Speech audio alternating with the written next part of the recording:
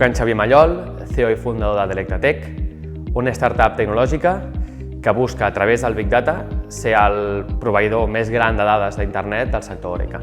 A nivell d'innovació digital, al final Delectatec és 100% innovació, perquè tot el que fem està enfocat en innovació i en digital.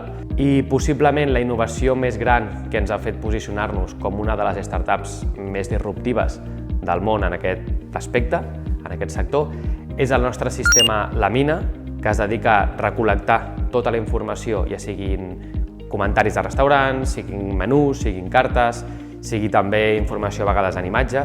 És capaç de llegir aquesta informació, entendre-la i gràcies a aquest aprenentatge som capaços de saber més a més què està passant a qualsevol restaurant d'Espanya i ara també a Europa. Al final el que volem ser o el que intentem ser és una mica la font de coneixement més gran en aquest sector que permeti, per exemple, a distribuïdors poder prospectar, trobar els clients que més els interessen des del seu escritori apretant un botó. Pels fabricants també estem obrint un Food Data Market, que no és més que un marketplace de tots els informes, de tota la informació que és tendència en el sector. De fet, estem bastant orgullosos que fa un any ens van demanar des de molts llocs que, sisplau, féssim un informe de tancaments de negocis del sector.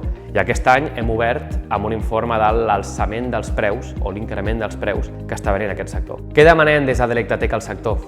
Doncs que sigui valent, que sigui ambiciós. Hem de ser protagonistes, hem de ser valents, ens hem de jugar, perquè al final el tren de la digitalització està passant. No ha de venir, ja està venint. La innovació no és segura, però si tens innovació, segur que la cosa va millor. I què podem demanar al clúster, una entitat tan important que ha de ser protagonista d'aquest canvi? Doncs és que s'arrisqui, que s'hi sumi, que es pugi en aquest tren de la innovació digital perquè és el que ens farà sortir de la situació complicada a la que estem ara mateix.